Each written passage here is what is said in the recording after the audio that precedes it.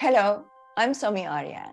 I'm the founder of MP, a women-led inclusive platform where visionary individuals come to gain live access to global leaders, learn about cutting-edge topics in macroeconomics, Web3, and next-gen health and wellness to stay ahead of the curve in the fast-paced world of business and technology. My guest today is Pamela Norton, an entrepreneur and visionary who believes business and social impact are independent. She's the CEO of TitleChain and founder of Borsetta Labs, a pioneer in technology to enable secure, trusted, decentralized AI and private computation at the edge. Borsetta delivered the world's first tokenized AI system on a chip, connecting the physical world to his title NFT digital twin. Super interesting stuff and very inspiring. So let's dive right in.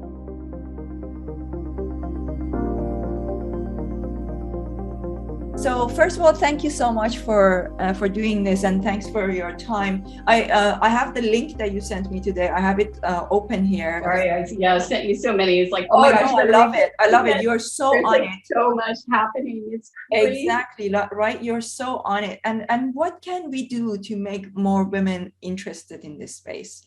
What can we do to just sort of get them move, man? Oh, frustrating. As you know, just like yourself, it's like 5 years. I mean, the name of my company is Borsetta. It means coin purse. I specifically named it so we could have some sort of connection to women, that everything's a digital wallet. Every experience we have in crypto today is designed by amazing developers. There's no question. Some of the development is incredible, but a majority of it is from a male perspective, right? And when you combine both male and female, right, you have great products, right? Because as women, we design things, very collaboratively. We just have a different perspective. And so it's frustrating for women, and especially when you have products that are not sort of designed intuitively like how we think about what's in our purse, right? And so I think guys think of things so functionally, like, hey, here's my investment, here's my, feed for the day of, what my crypto's trading at. It's just very functioning, where we are like, well, I want to see what's in my purse. I want it organized by my personal assets, my investment asset. Like, it's just so, and I think until we get there, and that's something I've been really passionate about, is trying to hire, female designers and developers to really get their perspective. We all know the best products in the market are those that have highly diversified teams. Yeah, but where do you even start finding female developers? It's like so hard to find them. Yeah, it's hard. I've been finding, I love Brain Trust. That's a new sort of like a DAO for contractors, developers. You sign up, you get paid through Brain Trust. So like a company like Borsetta, if I were to hire a developer there, I pay them exactly what their rate is, right? I go direct.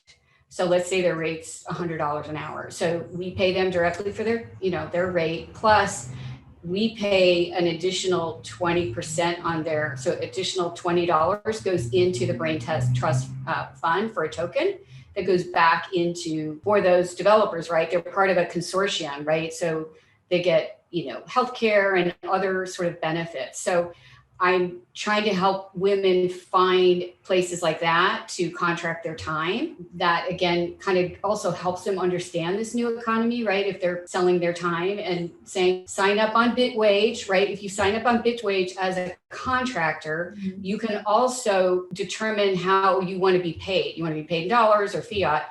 And then you can determine the conversion of your payment. So let's say, I hired you, Somi, and your BitWage account to me and my company, when I pay you, just looks like an ACH, like a checking account. So it goes in there and then they do the conversion. So let's say I want 80% of my money in Bitcoin, right? I don't want dollars, or I don't want euros or whatever.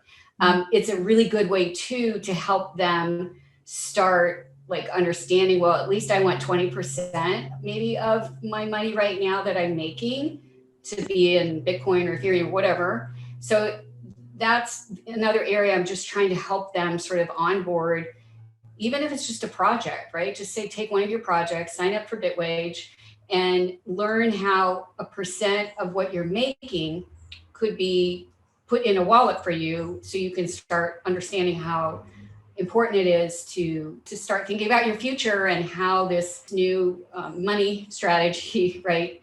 In essence, you're just buying software. You're buying, as you said earlier, it's when you understand what the tokens or the coins do, right? There's a difference obviously between a coin and a token, but when you understand the job that they provide, you're really sort of at the ground floor buying into companies like Apple and Tesla, right? Their stocks in a sense, because it's how the new economy is going to run, right? We're going to have these tokens that represent smart contracts that we don't kind of need middlemen anymore because we don't trust them. Exactly. So let's recap that, hopefully, to make sure that everybody fully understands that when you buy these tokens or coins, depending on whatever it is that you're investing in, it's like buying Apple stock, Apple stocks or Amazon stocks or Tesla stocks or whatever, but you're buying it at the ground floor, meaning that you're buying it at the very early days when those companies were being developed and starting. And it is similar to being a early stage investor. So you would make a lot more money on it, right? And that's why people make money in crypto the way that if they invest in the right projects. It's similar to if you invest in the right kind of companies from a startup perspective. So that's really exciting. And it's hard to understand conceptually, because we traditionally today, we go to our fidelity advisor. I mean, as women, we don't feel comfortable buying stock ourselves, right? I was in an investment club in my 30s, but I was very intimidated. I wanted to learn, but I still never did my own investing. I ended up just being like, okay, I'll put this amount in this aggressive fund and this amount, if I could go back in time for me personally, and I could talk to my 30-year-old self, as hopefully there's a lot of young women listening, is that you have to be intentional with your life, right? Yeah. With every aspect, your health, your finance, your job, like your career, right? You have to invest in yourself, right? Because we are taught, right? It's a societal sort of kind of framework. We're all taught that, well, we never quite know enough. So we need to, keep trying. I'm not going to go for that job because I don't quite know that. Like, I'm not going to buy crypto because I don't quite know that. And it's like, you have to jump, right? Again, just get educated and just do something small. You can buy $5 of Bitcoin today, right? You can join FemPeak and get $20 in Bitcoin. Yeah. And just sit on it. You will be a bank of the future. Like, people don't understand the economics around scarcity, right? When you cannot produce any more Bitcoin, right? You don't have a central control entity that can just all of a sudden print more or mint more, right? So when you have 21 trillion assets, right? You have intangible assets. So today we have software, we have IP, right? We have trademarks, we have our ideas that you can create and secure on the blockchain, right? And the token represents that IP, right? That can be in your wallet. Today, it's not on your books, right? It's like, I'm telling you, hey, Somi, the IP in my company is worth $100 million, right? And then it's like, well, how are you doing that valuation? Well, I got to hire all these accountants, and they go, and I got to spend $100,000, and they go around the internet and Google, and then they come up and, discount. And then they say, this is what my company's worth. They give me a PDF document of that, right? I can alter that document, right?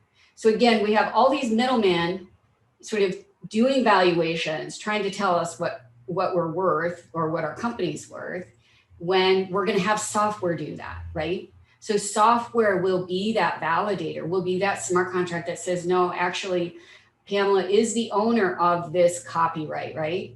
And it's worth $100 million. And we have these validator nodes that say it is, and it's in her wallet. So now I can look to investors. And so instead of us talking to investors as women businesses, it's like, hey, just look at my wallet.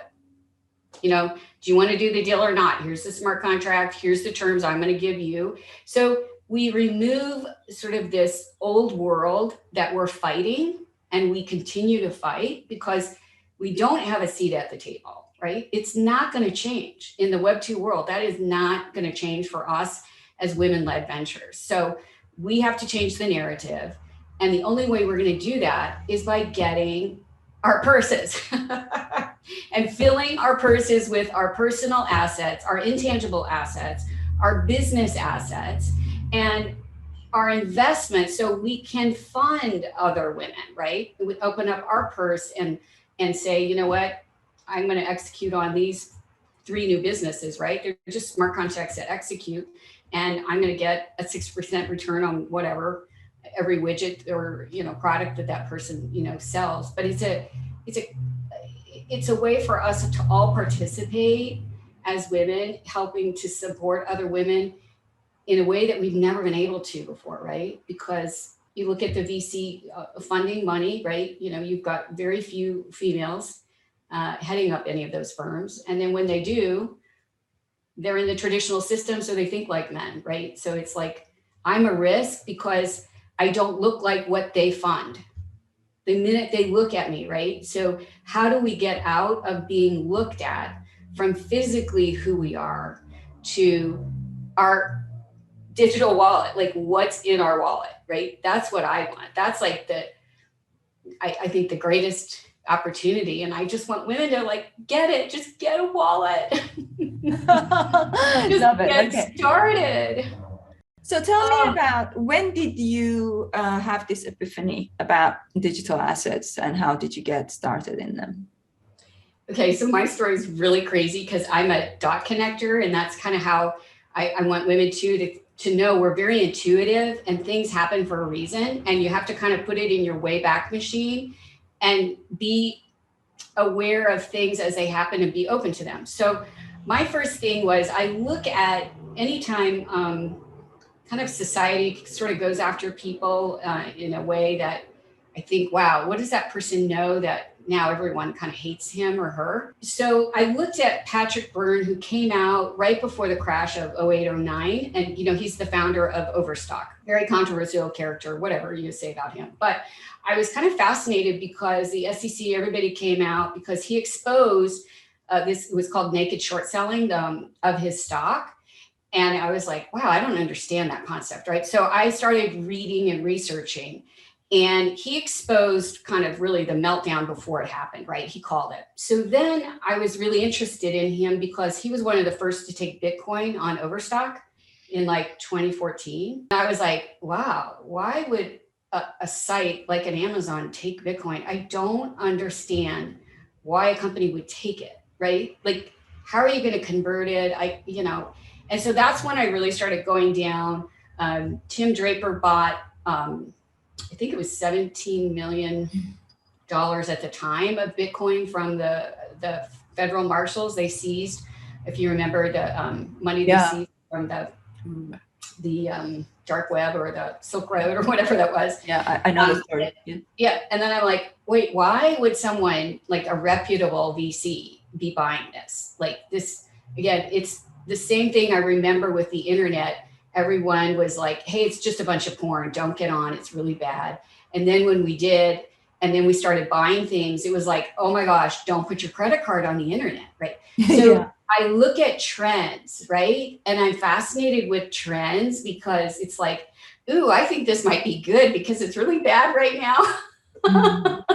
So it's kind of like a strange sort of way to think.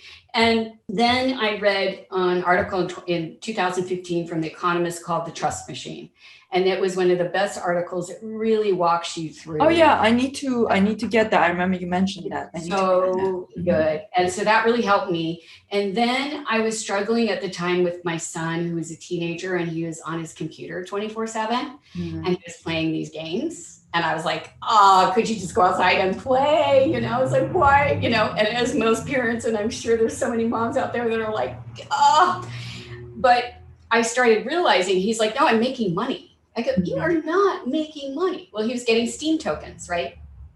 And so those tokens were for him checking, code, and he would maybe get a t-shirt, or he would get better characters in the, he would get upgraded to a harder game, right? And so he got all of these rewards. So I started looking and thinking, well, if my son is like how many other millions and millions of young boys around the world, and hopefully some girls playing these games, that their new economy they don't need to get a green dollar in their hand to show value, right? He was giving value with checking code.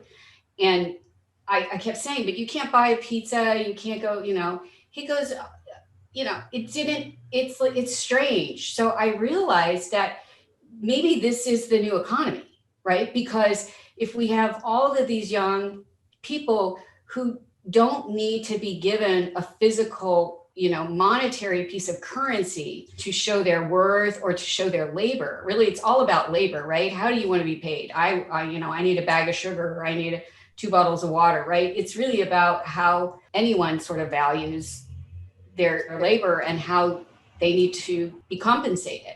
Mm-hmm. So that was, for me, was kind of the light went on. And then in 2016, I launched a new company focused on securing high value assets, and just kind of started down that road of using the blockchain for transparency, and went down the rabbit hole, and here I am. And how's it worked out? Like, how's it going? How's the business been? So it's super brutal. I can be really honest, right? In what sense? Super brutal. So, I had a term sheet in 2018 during the crazy ICO times, right? So I had half my raise committed, but I had it's called a hard cap, right? So I had a $2 million hard cap, and I was only at 1.5. Okay. And the problem at that time is, it was like really new, and there was a lot of scams. Obviously, there's always scams going on. And because I was pitching, mostly traditional investors, right?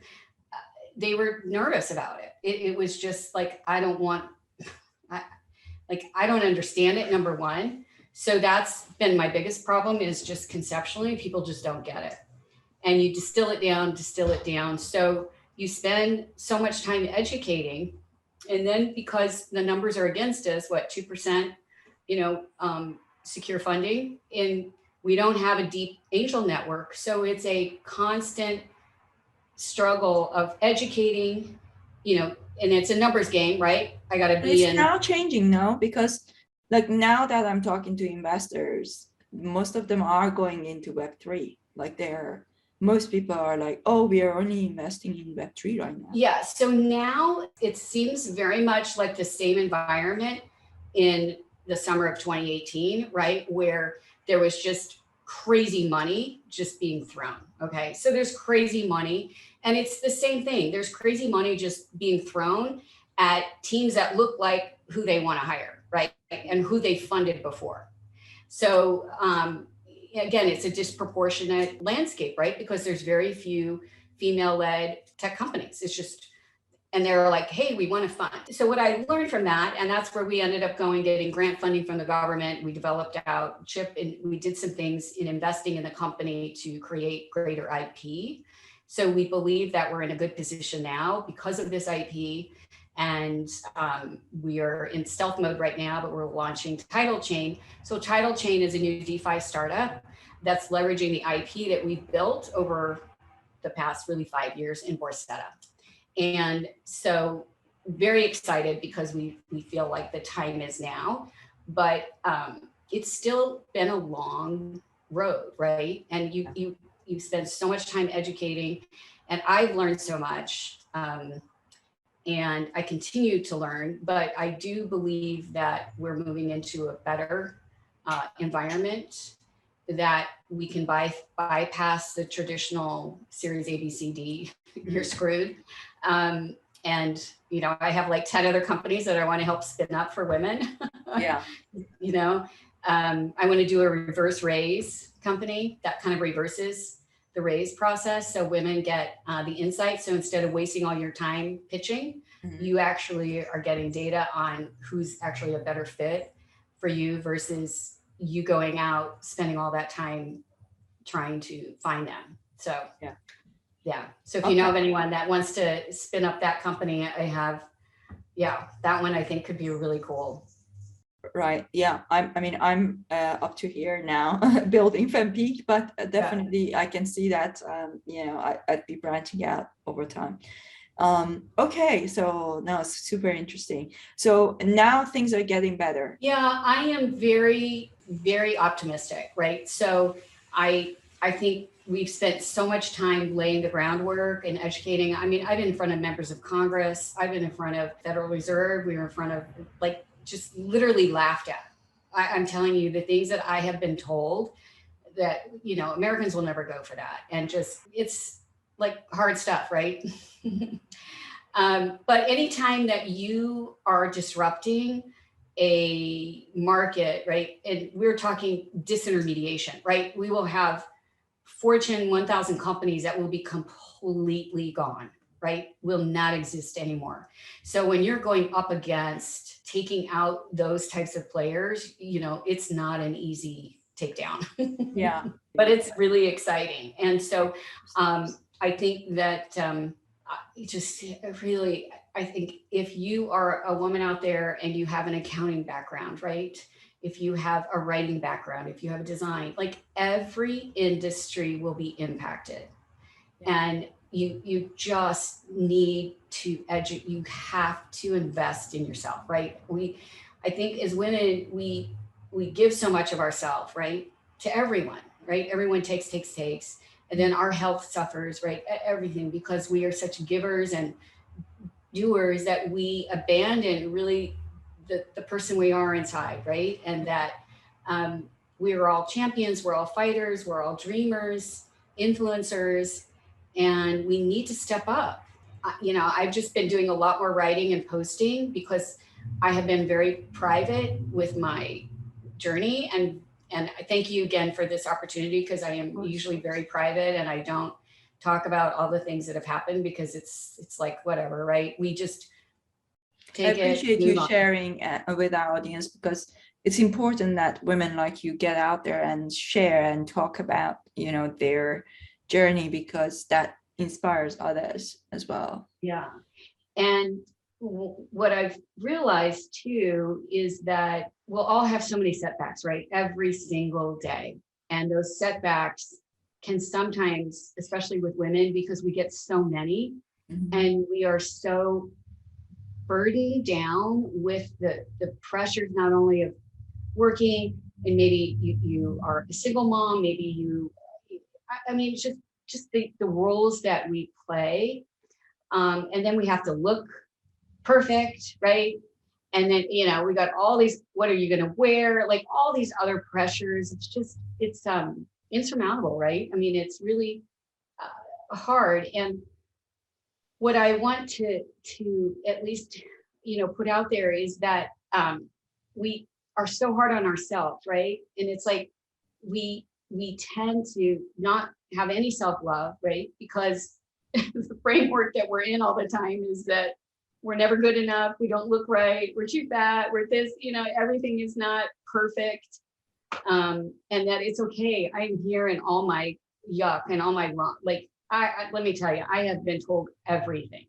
I have had, a lot of toxic people in my life, business partners, personal relationships, and I have the tools. I gathered the tools 5 years ago when I had a very tragic situation happen. My angel investor and his wife were died in a tragic, helicopter accident. I was, completely upside down in my business because he had 51% control. And then, trying to get out, get yourself out of that. You got lawyers. It's just, I had a great pilot project with a, high-end brand. We were launching, Borsetta on our first blockchain project. Everything was great. We were focused on a brand that had manufactured all of their jewelry out of Bali. Massive, massive tsunami, earthquake, completely shatters the entire production facility. and our whole pilot project just stops. Like, I had a term sheet at the table right before the pandemic. I was going down like to Texas. Everything was great. We were moving on to our next phase. And I get a call from one of my mentors. He's like, "You're not going anywhere." And I'm like, "What?" "No, I'm going. I'm getting on a plane." He goes, "No, do you understand?" So this is like March. Pandemic. Yeah. It's like March 8th, 20, Wow. I don't even know what year it is, 2020, right? And I'm like, no, I have a term sheet. You don't understand. And so I say all of that is just, you have insurmountable odds and losses and, those punch to the gut. And it's like, how do you keep getting up, right? Mm-hmm. And when you are so sure of your why, right? Your purpose here on this earth, right? This legacy that you have, you've been given a gift of many traits, right? You're a unique person. You have unique things to give to this life. And when it's focused on that versus, oh, I want $1 million, or, it's like those things are never going to last. You're never going to get through this if it's solely focused on money, right? Or things of this life.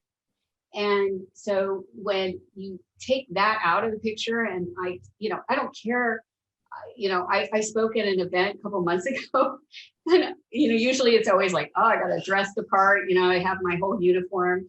I'm like, I'm not going to wear this stupid, it's uncomfortable. I hate these heels. Like, I'm going to wear my flip-flops. I wore my flip-flops. And it was like 200 men in a room. It was very like government, like high-end space, all this like super brilliant, bright people. But I love that I'm at a point in my life now is like, I'm not living to this societal sort of framework that we all like have to buy in, because it's like, well, I want that raise. I want that new job, right? I want that investor, right? So I got to look the part, and it's very freeing. So at least I'm kind of on that side of. Well, Zuckerberg can get away with wearing a t-shirt, so he can get away with wearing flip-flops. Right. Why not? Yeah, I know what you mean exactly. Okay, well, that's been a hell of a journey, and you've done so well, and you just kept going, and you're still keeping going, and it sounds like you're on the right track now. And I think this industry is only just getting started. So super exciting. So many things are going to happen. Like, think about only in the space of the last few months, so many women have come into it just because of NFTs. They've become interested in the industry.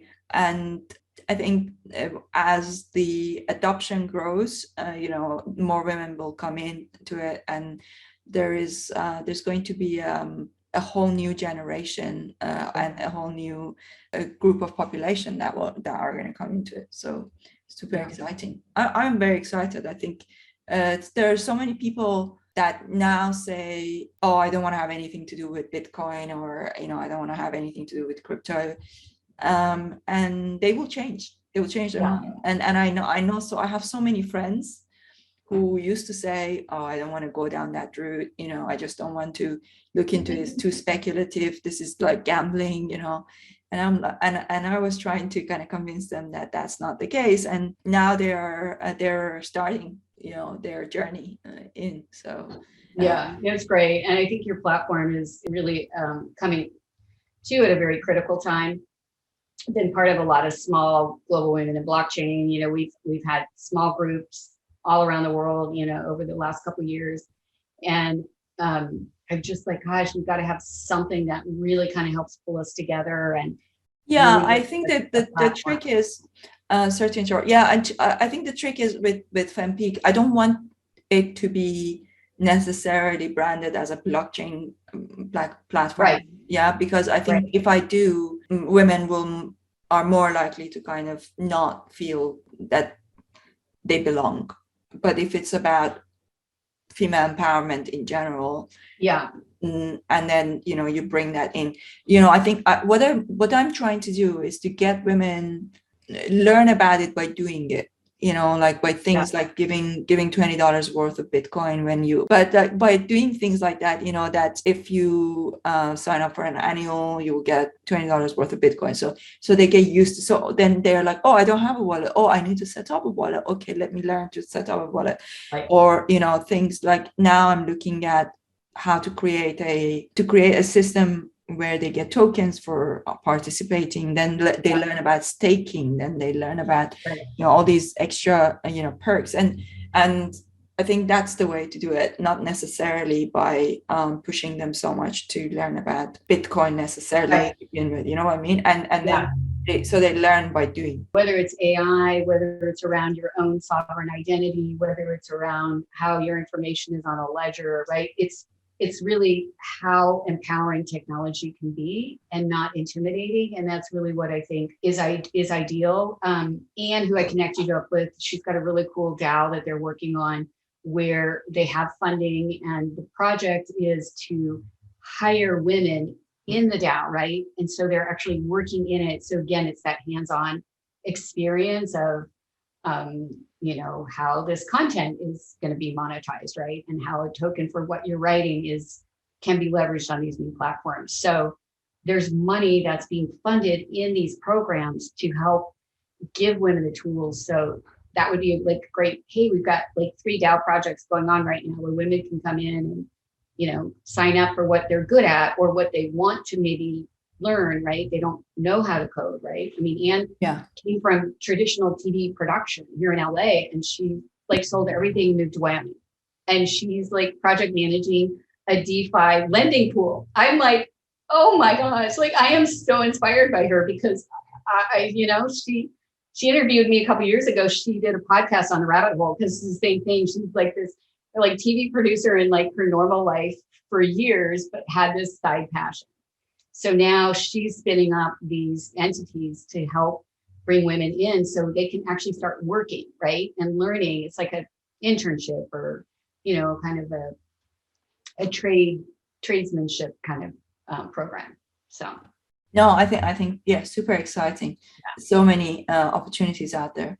Well, I think this has been very inspiring, definitely for me, and I'm sure for many other people listening. Women, men, doesn't matter. Your story is very inspiring. And you have seen some of the hardest times. You've seen the 2018, you've seen the 2020. And then the Omicron. We were supposed to be in DC, and they're like, "Oh, we're gonna have to move that now to March." And I'm like, "Oh." Anyhow, it's all good. But I'll send notes. There's a really exciting conference. I'm going to be in Wyoming for an NFT conference, and then I'll share too. I've been part of ETH Denver, the hackathon since 2017 was like our first time. So it's so great. They have live streams of that. So I'll be sharing what's happening. That is, my hometown, Denver is my favorite. And they've been huge proponents of, Ethereum from the beginning. We had a small hackathon kind of group there. So and we had people for years coming in from all over the world. It was very cool. Very cool. Amazing. Yeah. Well, thank you so much for your time, Pamela. I think I'm following your journey with interest, and we will have you again to see how everything's going.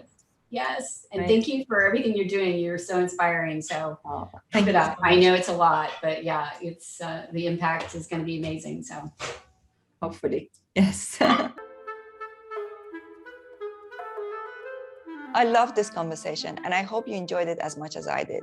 Be sure to follow Pamela on LinkedIn and Twitter, and join FemPeak to watch the recording of her sessions. If you enjoyed this podcast, please consider subscribing on YouTube, Apple, Spotify, or any other one of your favorite podcast channels. And don't forget to give it a 5-star rating and write a review. Finally, if you're not yet a member of FemPeak, head over to fempeak.ai, register, and join to stay in the know and ahead of the curve.